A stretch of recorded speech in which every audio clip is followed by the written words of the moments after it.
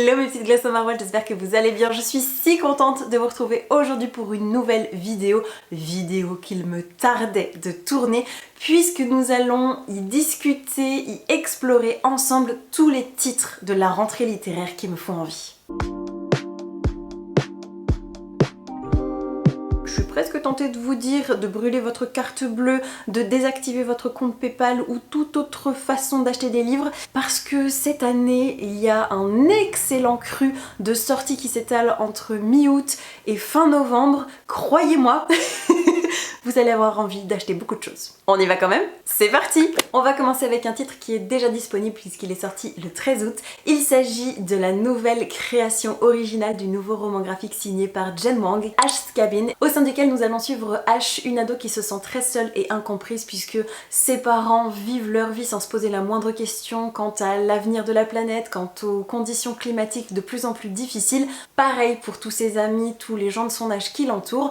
La seule personne qui la comprenait, c'était son grand-père qui est maintenant décédé, et leur rêve secret à eux deux, c'était de construire une cabane paumée en plein dans les bois pour y vivre en autarcie, en accord avec la nature et leurs principes. Et le problème, c'est que Ash ne sait pas si cette cabane est un mythe, une réalité. Son grand-père a-t-il eu le temps de la construire avant de disparaître? C'est là toute la question et Ash va fuguer de chez elle pour le découvrir.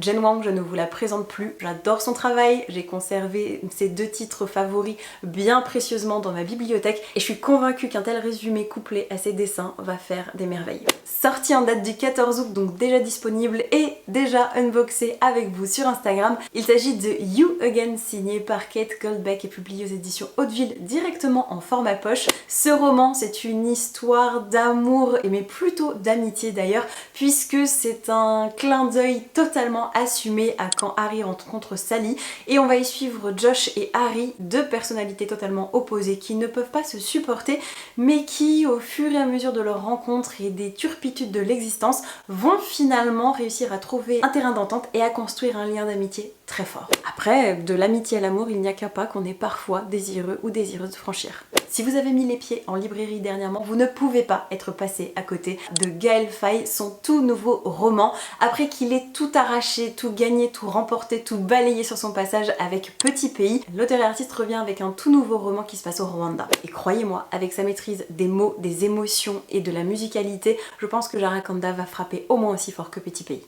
Et tout à fait entre nous, est-ce que vous avez envie de découvrir un autre banger de la rentrée? Alors laissez-moi vous présenter les nouveautés signées par Ava & May, le sponsor de la vidéo du jour. Ava & May, c'est un créateur de parfums d'intérieur européen qui a à cœur de proposer des gammes toujours plus étendues, toujours plus originales, toujours plus développées autour du voyage, du bien-être, à travers de nombreux produits tels que des bougies, des diffuseurs de parfums, des sprays d'oreiller, des brumes pour le linge, des savons pour les mains, des diffuseurs de voitures et bien d'autres produits encore qui sont toujours de grande qualité, les plus respectueux de la santé et de l'environnement possible, et ils sont aussi vegan, cruelty free et fabriqués en Europe. Vous le savez, entre Ava & May et moi, c'est une grande histoire d'amour qui dure et qui se renforce en permanence parce qu'ils renouvellent tellement leur gamme et font toujours preuve de plus de créativité et d'inventivité qu'il est impossible de se lasser. J'en veux pour preuve la nouveauté de la rentrée qui me parle tout spécialement puisque c'est le Nostalgia Set constitué de deux bougies années 90 et années 2000. Pour la vieille carne de 32 ans née en 1992 que je suis,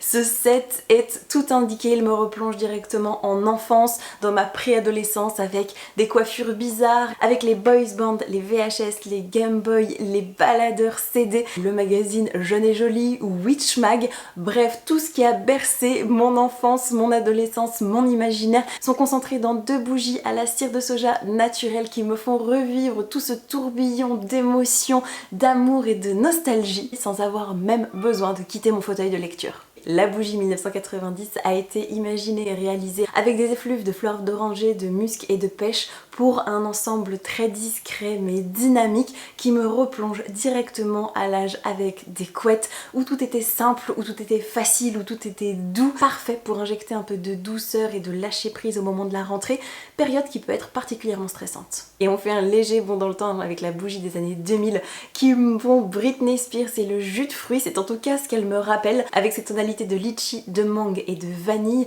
Elle est douce, elle est expiègle, elle est gourmande sans être entêtante. Vraiment, pour moi, c'est comme respirer un grand verre de Danao de jus de fruits qui rappelait ces matinées tranquilles passées à glandouiller parce qu'on avait une dizaine d'années et que les seuls problèmes qu'on avait à ce moment-là, c'était de se demander si on serait capable de se lever suffisamment tôt pour ne pas rater Pokémon et les Totally Spies. J'en suis complètement gaga. Et si vous êtes plutôt désireux et désireuse de faire durer l'ambiance estivale, des longues nuits d'été passées à discuter dans le jardin autour d'un barbecue ou d'un bon moment partagé entre amis, alors l'indétrônable et intemporelle maxi bougie d'extérieur citronnelle italienne est faite pour vous. Je l'avais déjà commandée l'année dernière et elle m'a totalement conquise. Pour moi, c'est vraiment cette ambiance d'été, de cigales qui chantent, d'amis qui viennent boire une bière à l'improviste et de ces moments qui s'étirent à l'infini où on peut rester dans le jardin ou sur son balcon ou sur un rebord de fenêtre à regarder tranquillement le temps qui s'écoule,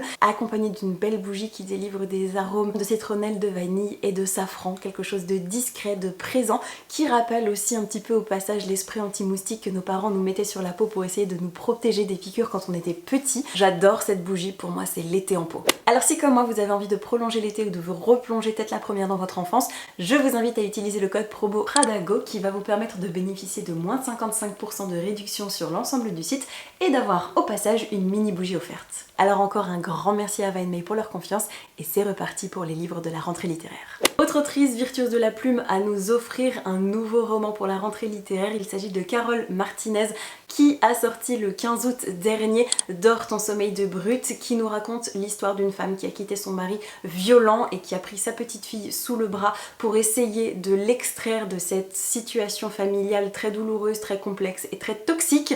Malheureusement, vous le savez, les violences, qu'elles soient physiques ou verbales, laissent des traces et cette petite fille est en proie à des cauchemars qui la dévorent, laissant sa mère complètement démunie. J'ai dans ma pile à lire son merveilleux Le cœur cousu, également publié chez Gallimard dans leur collection blanche. Et cette autrice, croyez-moi, si vous ne l'avez pas encore découverte, vous pouvez lui faire confiance les yeux fermés. Encore une autrice prête à frapper très fort, je vous présente Badgents, le roman signé par Delphine Mignou qui nous raconte l'histoire d'une jeune iranienne dans ce pays très complexe, bourré de contradictions et au sein duquel la jeunesse tente à tout prix de s'émanciper. Et laissez-moi vous lire le résumé pour tenter de vous convaincre. Badgents, mot à mot, mauvais genre. En persan de tous les jours, espiègle ou effronté. Shiraz, automne 2022. Au cœur de la révolte Femme, Vie, Liberté, une Iranienne de 16 ans escalade une benne à ordures, prête à brûler son foulard en public. Face aux encouragements de la foule, et tandis que la peur se dissipe peu à peu, le paysage intime de l'adolescente rebelle défile en flashback. Sa naissance indésirée, son père castrateur, son smartphone rempli de tubes frondeurs, ses copines, ses premiers amours, son corps assoiffé de liberté, et ce code vestimentaire fait d'un bout de tissu sur la tête dont elle rêve de s'affranchir. Et si dans son surnom, Badgents, choisi dès sa naissance par sa mère, se trouvait le secret de son émancipation, de cette transformation radicale racontée sous forme de monologue intérieur, Delphine Mignou livre un bouleversant roman d'apprentissage où les mots claquent pour tisser un nouveau langage, à la fois tendre et irrévérencieux, à l'image de cette nouvelle génération en pleine ébullition. En résumé, nous avons une autrice qui sait de quoi elle parle et qui, ayant publié bon nombre de recueils de poésie, sait également tout à fait écrire. Les deux promettent un roman passionnant. Le prochain titre que j'avais repéré, il est également déjà disponible puisqu'il est sorti le 20 août dernier et je l'ai également unboxé avec vous sur Instagram et vous avez pu voir mon enthousiasme et mon bonheur à vif, à chaud, parce que je vous présente Reine de l'Ouest, le nouveau roman signé par H. Lenoir et publié aux éditions Sarbacane. Belle grosse brique de plus de 600 pages signée par une autrice que j'adore puisque j'avais été totalement convaincue par son excellentissime félicratie de la science-fiction dystopique complètement décalée. Il me reste également Battlestar Botanica dans ma pile à lire à découvrir, mais celui-ci va passer à la casserole en priorité parce que Reine de l'Ouest, non content d'être signé par une autrice que j'aime, c'est également un roman dont vous êtes l'héroïne et ça c'est absolument trop cool. On va être plongé en plein Boston en 1892 et on va y incarner Miss Jones, une jeune fille de bonne famille qui va effectuer différents choix en quête d'émancipation et d'indépendance et nous embarquer dans une fresque qui ne ressemblera finalement qu'à nous et qui peut prendre de multiples visages. Boston, 1992. Vous incarnez Miss Jones, une jeune fille de bonne famille, curieuse et large d'esprit. Le mariage? Non merci. D'ailleurs, le Grand Ouest et l'indépendance et l'aventure vous attendent. Entre les faussaires charmeurs, les hors-la-loi rugueux, les madames de lupanar, les majors poivre et sel, les héritières en fleurs et autres rencontres fascinantes, vous aurez joyeusement l'occasion de vous fourrer dans le pétrin. Finirez-vous institutrice, chercheuse d'or, infirmière, trappeuse, épouse respectable ou même reine de l'Ouest? Dans tous les cas, vous resterez vous-même, brillante, drôle et libre, l'inimitable Miss Jones. À découvrir de toute urgence en librairie. Est également sorti le 21, toujours chez Sarbacane, Happy Endings, le nouveau roman graphique signé par Lucie Brion, à qui on doit notamment l'excellentissime Voleuse. Ici on est sur un recueil d'histoires courtes qui promet d'être absolument délectable. Il était une fois un jeune homme posant nu, une nuit de nouvel an. Il était une fois deux agents spatio-temporels envoyés dans une petite ville de bord de mer. Il était une fois un jardinier de cimetière et un pleureur de tombes professionnel. Et ils finirent à les savoir. Clairement l'une de mes prochaines lectures. Le 22 sortait l'une des nouvelles publications signées par les éditions de La Talente qui s'appelle Les Beaux et les Élus de Niveau. Niveau, le public français la connaît déjà pour sa série des Archives des collines chantantes publiée chez le même éditeur qui est un ensemble de novellas qui s'intéresse à des moines archivistes qui viennent recueillir des témoignages au sein du pays. Mais avec ce roman Les Beaux et les Élus, on va changer radicalement de paradigme puisqu'il me semble qu'on va suivre une bande de jeunes qui gravitent dans les hautes sphères à l'ère du jazz, mais sous tout ce faste, ce champagne et cette fièvre festive se cachent des choses bien plus complexes. Mon résumé est nébuleusement assumé, je me fie complètement à l'autrice et à l'éditeur et je l'achèterai sans sourciller. Le 22 août était décidément une date très faste puisque le même jour sortait Traverser les montagnes et venir naître ici, le nouveau roman de Marie Pavlenko en adulte, publié aux éditions des Escales, au sein duquel on va suivre l'histoire d'Astrid, une femme âgée d'une quarantaine d'années qui a tout perdu et qui décide de changer de vie et en partant s'installer dans les montagnes et qui va rencontrer Soraya, une femme enceinte exilée dans son pays en guerre. Les deux vont essayer de se reconstruire ensemble, de s'apprivoiser et je fais une confiance aveugle à Marie Pavlenko pour nous embarquer dans un face-à-face entre ces deux femmes au cœur des montagnes qui va nous bouleverser jusqu'au tréfonds de notre être. Toujours et encore en date du 22 août est sorti l'intriguant roman Fragile signé par Nicolas Martin et publié aux éditions du Diable Vauvert qui s'interroge sur la maternité puisque il me semble que c'est une histoire de SF d'anticipation qui imagine un futur avec des systèmes de mères porteuses institutionnalisés, démocratisés, voire même rendus obligatoires puisque des femmes sont élevées uniquement dans ce but et on va questionner tout ce que ça peut entraîner comme dérive et comme problèmes éthiques, philosophiques, sociaux. Comptez sur moi pour vous faire un retour sur ce texte. Dernière sortie enregistrée en date du 22 août, enfin en tout cas sur mon radar, il s'agit de Propre, signé par l'autrice Alice Trabuco-Zaran et qui m'a intriguée principalement parce qu'il me rappelle énormément les prémices ou le système narratif imaginé par Leila Slimani dans son roman Chanson douce, puisque dans ce roman on va suivre Estella, une jeune chilienne qui a quitté toute sa famille pour venir s'installer à la capitale et devenir employée de maison. Elle s'est occupée pendant 7 ans de la petite fille de la famille jusqu'à ce que cette dernière trouve la mort dans des conditions assez dramatiques. Je vais vous lire le résumé et je pense que vous allez très rapidement saisir le pourquoi du comment je rapproche ce texte d'office avec Chanson douce. La fillette meurt. Voici le fait par lequel Estella commence son récit. Estella qui a quitté sa famille dans le sud du Chili pour la capitale où elle travaille comme employée de maison. Estella qui s'est occupée pendant 7 ans de la jeune victime, l'a bercée, nourrie, rassurée, grondée aussi, qui connaît chaque étape ayant mené au drame. La chienne, les rats, les aveux, le poison, le pistolet. Chaque étape jusqu'à l'inéluctable. Je ne sais absolument pas si Estella est victime ou bourreau, mais mon intérêt est clairement piqué. Celui-ci aussi, si vous furetez en librairie, vous l'avez forcément vu passer, voire vous avez perdu quelques litres de bave au passage tellement il est beau. Il s'agit d'un Si fragile enchantement de Alison Shaft qui est publié aux éditions Brajlon dans leur label Big Bang. Mes souvenirs du résumé sont très nébuleux, pourtant il m'a complètement tapé dans l'œil quand je préparais cette vidéo, mais de mémoire c'est l'histoire d'une couturière royale qui est mandatée pour bosser sur un mariage et qui va se retrouver dans de beaux draps quand un chroniqueur mondain va soulever à quel point l'alchimie entre elle et le marié était évidente.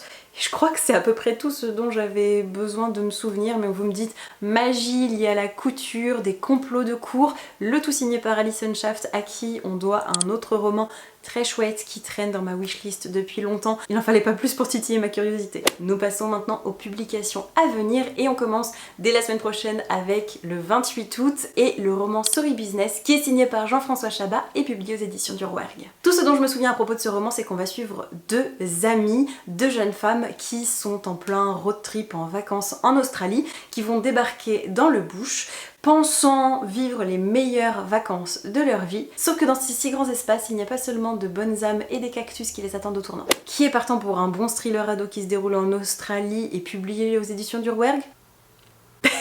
Même jour, même éditeur et couve absolument canon avec Le Sang d'encre, signé par Néna Labussière et qui promet d'être un récit de fantasy absolument passionnant. Pour le coup, on est sur une histoire d'épidémie magique qui ravage le royaume, mêlant récits de fantaisie médiévale avec des complots, des histoires féeriques, des luttes intestines et des personnages féminins absolument inoubliables. Le cocktail semble parfait. Dernier titre à paraître le 28 août, il s'agit de La mer chantera ton nom de Laura Nsafou, publié aux éditions Albin Michel. Là, je me base principalement sur la couve, l'éditeur et les quelques mots-clés qui sont à notre disposition. Je pense que ça peut être très cool. Pourquoi devrions-nous craindre les dieux quand nous t'avons toi?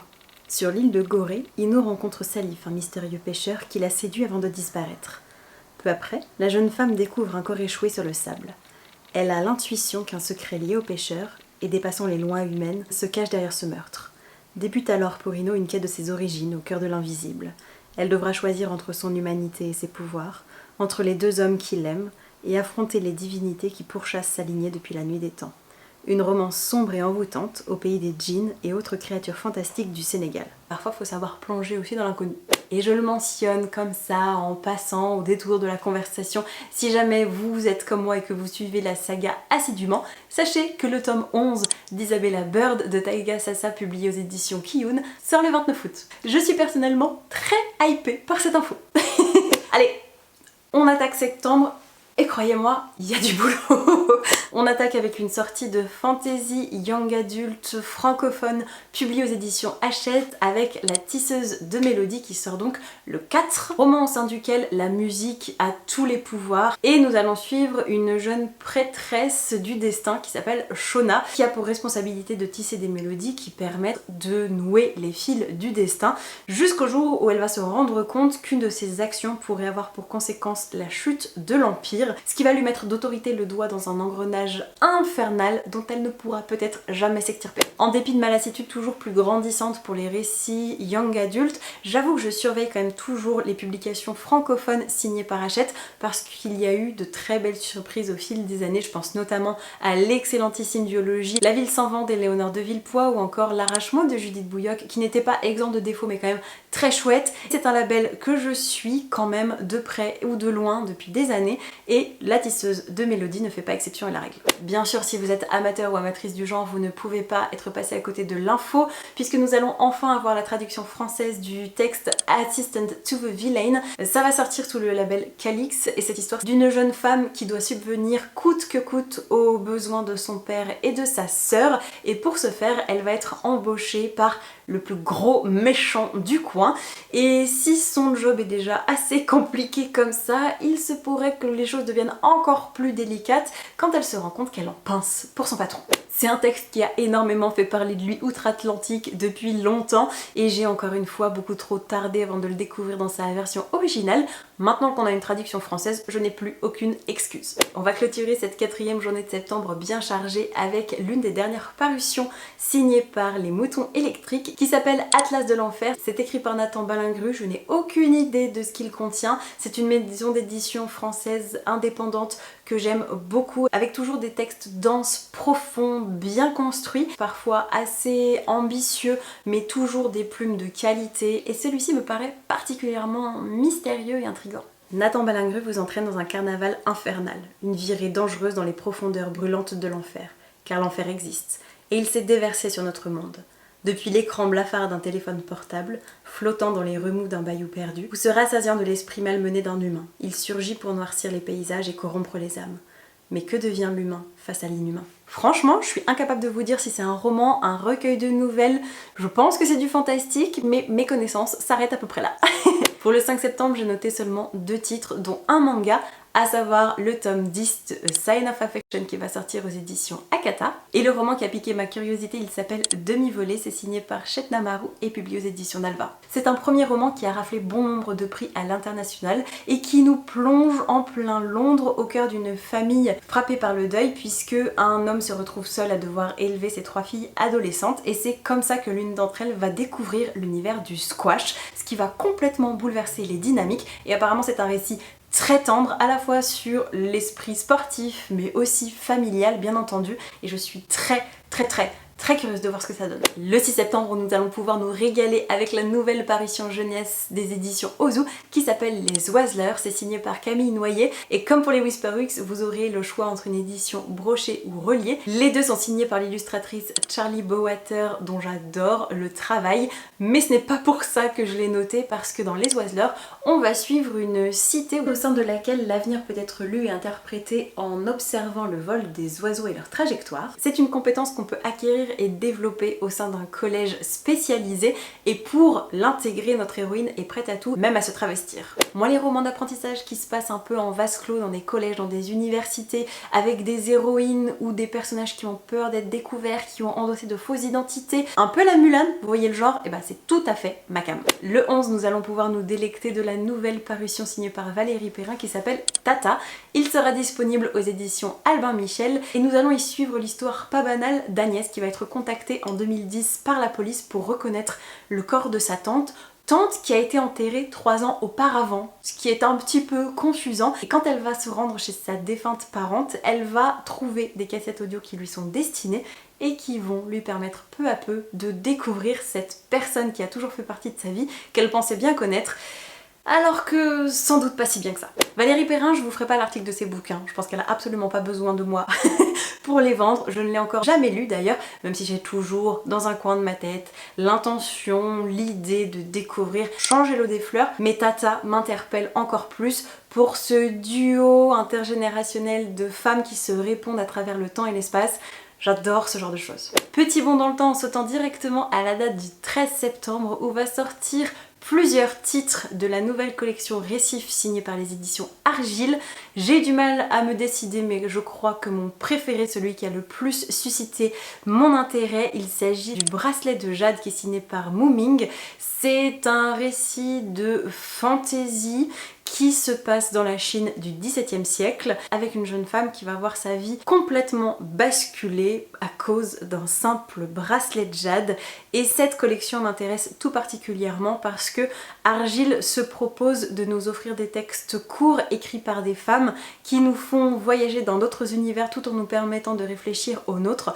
Et le tout est chapeauté graphiquement par Anouk Faure, une illustratrice au talent reconnu et validé à 1000%, donc vraiment le mélange de tout cela promet quelque chose de très savoureux et je serai aux premières loges de ce succès annoncé. Je vous signale en passant que le 18 septembre va sortir la magnifique adaptation en roman graphique de D'or et d'oreiller. À la base, c'est un roman de Flore Vesco. L'adaptation est signée par Mayaline Gust. C'est publié aux éditions Rue de Sèvres. Et si vous n'avez pas encore découvert D'or et d'oreiller, je vous conseille 1000 fois de le faire puisque c'est une réécriture du conte de la princesse au petit pois version gothique, féministe et très sensuelle. Je suis impatiente de voir comment ce texte si subtil, si ciselé va être retransmis en images. Je pense que ça va être du grand art. Le 18 est définitivement une date propice au graphique qui m'émoustille parce que c'est également là que va sortir une toute nouvelle série aux éditions Nobinobi. Le manga s'appelle Racaille de bibliothèque. Déjà, on peut donner 1000 points à l'éditeur pour ce titre et ce super jeu de mots. Et dans cette histoire, on va suivre Ishidaira qui est une racaille de bas étage dans son collège qui va débarquer à la bibliothèque parce qu'il doit, contraint et forcé, emprunter un livre.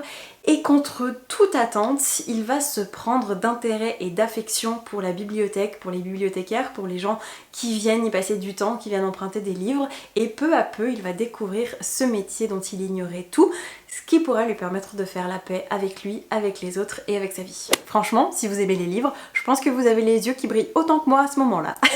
Sortira le 24 septembre aux éditions Gallimard, un texte attendu, peut-être pas comme le Messie, mais en tout cas avec beaucoup d'impatience et de fébrilité par la jeune génération. Je parle bien sûr de Intermezzo de Sally Rooney, qui va cette fois s'intéresser au face-à-face de deux frères contraints de renouer contact après la disparition de leur père. Sally Rooney, c'est l'une des autrices qui porte le mieux la voix d'une nouvelle génération qui se reconnaît à 100% dans ses écrits. De toute façon, en général, on adore ou on déteste. C'est à elle qu'on doit notamment Normal People.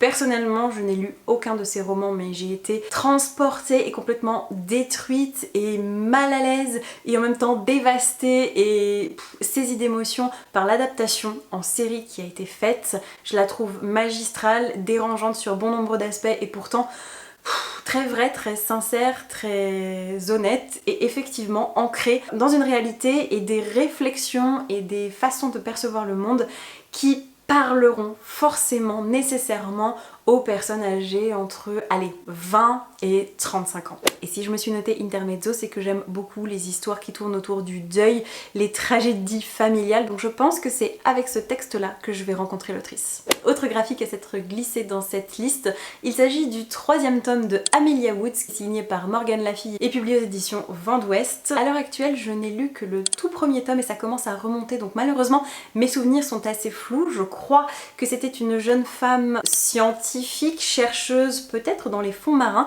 qui va débarquer dans un manoir frappée d'une malédiction et elle va tomber amoureuse sur place d'un homme qui semble incapable de quitter les lieux. Et j'ai été transportée par les dessins, par l'ambiance qui se dégageait de l'ensemble. Vraiment, c'était saisissant. Il y avait des doubles planches qui se déroulaient dans la bibliothèque avec des squelettes de baleines accrochés au plafond. C'était magnifique. Le tome 2 a énormément tardé à sortir, donc c'est pour ça que j'ai un petit peu lâché la rampe. Mais en voyant que le tome 3 sortait, ça a rappelé cette série à mon bon souvenir.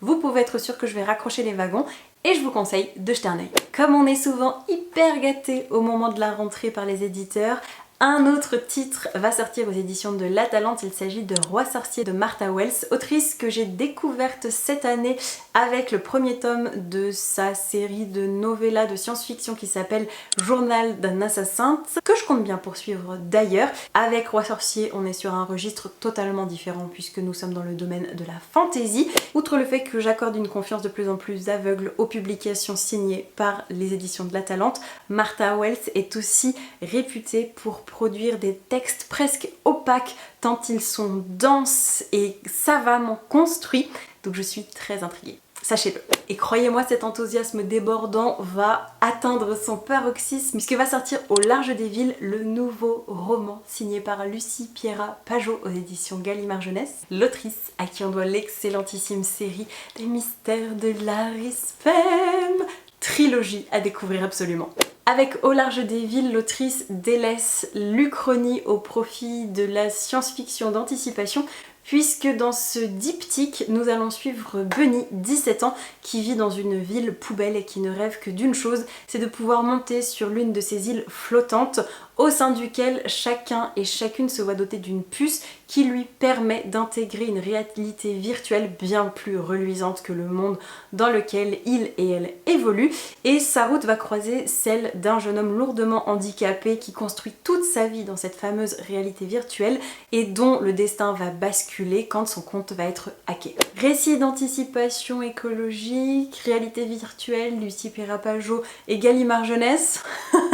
Évidemment que je signe. Passons maintenant au mois d'octobre si vous le voulez bien, puisqu'en date du 2 va sortir Agence Perdido, le premier tome signé par Victor Dixon, qui m'a tout de suite fait penser à un mix entre Lukudenko, les chairs de poule et les romans d'enquête énigme jeunesse. Ce cocktail a l'air détonnant et il sera parfaitement indiqué pour le Pumpkin Autumn Challenge. Chaque jour, des objets et des gens disparaissent. Vous les pensez perdus? Ils ont été volés par des créatures avides, venues d'un autre monde pour arracher des morceaux du nôtre, les croque-mitaines.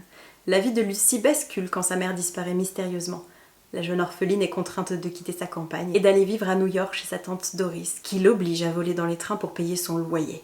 Jusqu'au jour où Lucie fait la connaissance de Rita Perdido, une femme entourée de secrets qui lui propose de rejoindre son agence de retrouvage.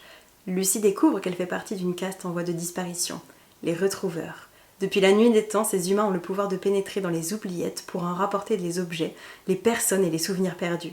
Persuadée que sa mère a été enlevée par un croque-mitaine, Lucy se lance à sa recherche. Mais ce n'est pas seulement le sort de sa famille qui est en jeu.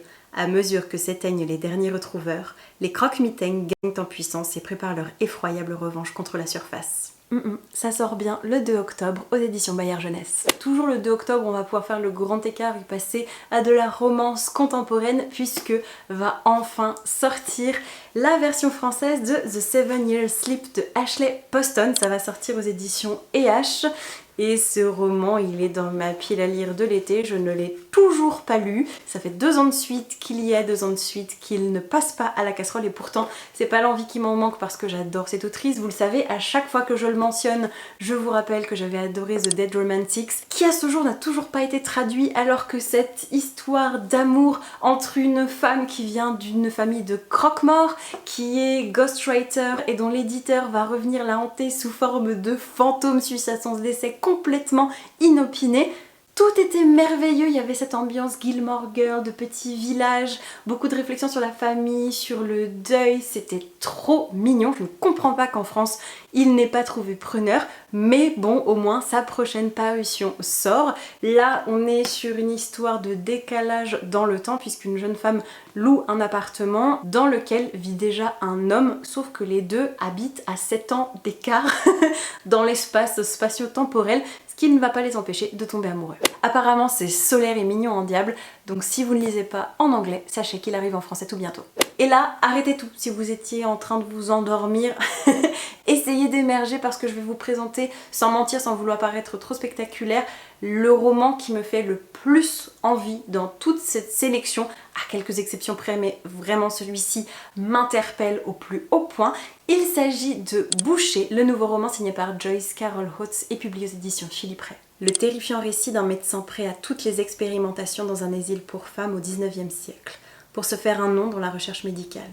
Humilié par une accusation mettant en cause son professionnalisme, le docteur Silas Ware, père de la gynopsychiatrie au XIXe siècle, est contraint d'accepter un poste à l'asile des femmes aliénées du New Jersey, où il est autorisé à poursuivre sa pratique sans aucun contrôle extérieur. Il s'impose rapidement comme un pionnier de la chirurgie, tandis qu'il soumet les femmes aux modes d'expérimentation les plus abjects. L'ambition de Weir est exacerbée par son obsession pour une jeune servante irlandaise nommée Brigitte, qui devient non seulement sa principale patiente, mais aussi l'agent de sa destruction. Raconté par le fils aîné de Silas Ware, qui a répudié l'héritage de son père trop brutal à ses yeux, Boucher est un voyage cauchemardesque allié à une romance inattendue dont la conclusion est surprenante. Appuyé sur d'authentiques documents historiques, ce roman envoûte et tourmente, confirmant le talent de Joyce Carol Oates pour explorer les régions les plus sombres de la psyché américaine. J'en ai besoin là, maintenant, tout de suite. Ça a l'air incroyablement glauque, dégueulasse, révoltant. Je veux ce texte à tout prix. Si vous avez aimé Le Mignon chez Wasn't a Guy publié aux éditions Mangetsu, sachez que le 8 octobre sort le tome 2. Et si vous n'en avez jamais entendu parler, je ne vais pas vous laisser sur le carreau pour autant. Dans cette histoire, on suit Aya, une jeune fille très populaire, passionnée de vieille musique, qui va faire la connaissance d'un disquaire masqué qu'elle trouve irrésistible et dont elle va irrémédiablement tomber amoureuse, sauf qu'il se révèle que ce disquaire est en réalité l'une de ses camarades de classe qui n'a juste pas du tout le même look en dehors des cours et pendant la classe, et les deux vont se lier d'amitié à travers la musique, le tout au fur et à mesure de scénettes qui s'enchaînent, peut-être un peu trop rapidement à mon goût, mais graphiquement c'est assez irréprochable avec ce Pantone vert qui fait merveille, qui fait fureur, qui tranche et qui apporte ce côté rock rebelle qui va si bien à nos deux héroïnes. Le 9 octobre sortira le 4e et dernier opus des Mémoires de la forêt qui s'appelle La saison des adieux, va se dérouler visiblement en plein printemps. J'ai volontairement refusé et fui toute forme de résumé parce que je m'y lancerai à l'aveugle. Je suis à jour dans la série et je serai très contente de dire au revoir à tous ces personnages, à la forêt de Belle Écorce, à la plume de Michael et aux illustrations de Sanoé. sans trop en savoir. Le 10 octobre sortira aux éditions de Saxus Le Familier, le tout nouveau roman signé par Lee Bardugo. Je crois qu'on y suit une femme de basse extraction qui devient servante au sein d'une prestigieuse maison. Ce qui lui permet de s'en sortir pas trop mal dans l'existence, c'est qu'elle a des pouvoirs magiques qu'elle espérait garder bien secret, que malheureusement un jour elle va faire cramer des toasts, essayer de corriger ça avec un peu de magie et se faire attraper par sa maîtresse qui a bien l'intention d'exploiter les compétences particulières de sa domestique pour intriguer et sortir son épingle du jeu au sein de ce nid de fourmis rouges qu'est la bonne société. Ouais, mon résumé est sans doute un peu nasbrock, mais vous avez l'idée générale et sans doute que vous êtes au moins autant impatient que moi de découvrir ce nouveau titre. Et cette couve là, elle hurle pas le Pumpkin Autumn Challenge? Vous nous voyez sous notre plaid en train de jubiler là? Moi oui. Je mentionne au passage au piqué de Steam Sailors que le 17 octobre va sortir Les Enfants de la Fortune signé par E.S. Green, qui est un très court préquel qui nous raconte comment Théodore est devenu le capitaine de l'héliotrope. Et si j'ai bien tout suivi, ça va être un objet collector de toute beauté avec des illustrations, avec des éléments un petit peu inédits. Je crois que ce préquel est disponible dans la version collector reliée de l'intégrale de Steam Sailors. Mais si comme moi vous aviez le découpage classique traditionnel, vous serez sans doute content et contente de pouvoir lire ce texte. Moi oui, en tout cas, ça ne fait pas un pli. Puis tout à l'heure, je vous parle du Pumpkin Autumn Challenge, de plaid, de bougies, d'automne, mais il fait quand même encore 32 degrés dehors, je suis cloîtrée à l'intérieur, donc vous m'excuserez, mais je finirai la vidéo avec les cheveux relevés pour éviter l'autocombustion. En date du 31 octobre, je me suis noté un texte qui promet d'être très émouvant, qui s'appelle Jusqu'au bout du chemin. C'est écrit par Ludivine Delaune et publié aux éditions de l'Archipel. C'est l'histoire d'une femme qui est accompagnante, soignante vers des personnes en fin de vie à domicile, qui partage son quotidien entre son travail et sa passion pour le violon. L'un prend clairement le dessus par rapport à l'autre, et quand la jeune femme va se sentir submergée et dépassée et perdre de vue le sens profond de ce pourquoi elle a choisi ce métier, ses proches vont être là pour la rattraper, pour essayer de l'accompagner, pour retrouver l'allant, l'énergie et le goût de vivre.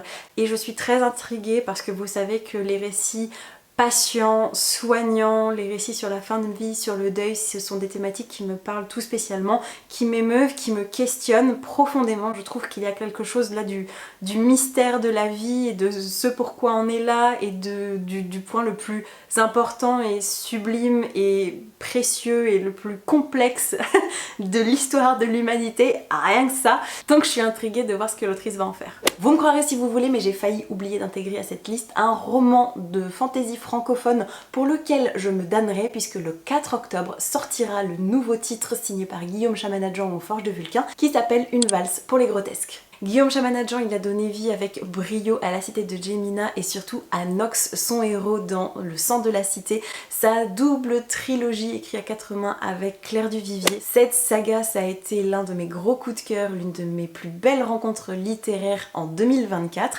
Alors bien sûr que je me suis notée très précieusement la sortie d'Une valse pour les grotesques sans même m'arrêter une seconde sur le résumé. Je crois me souvenir qu'on va y suivre un homme qui est obstétricien dans une cité complètement fantasmée et assez barrée, qui va faire la rencontre d'une femme qui a accouché d'un enfant muni de cornes et de sabots, cochant toutes les cases des caractéristiques attribuées logiquement à un faune. Et je n'ai aucune foutue idée de ce qu'il va se passer au sein de ce roman. Je sais juste que c'est un auteur auquel j'accorde une confiance aveugle et que je suis très impatiente de découvrir son nouveau texte. On va passer aux 3 titres que j'ai repérés pour le mois de novembre. Alors ça peut sembler peu, mais comme ça commence à être un petit peu plus éloigné dans le temps, je n'ai sans doute pas non plus toutes les informations. Je suis persuadée que d'ici là, d'autres sorties finiront bien par me taper dans l'œil.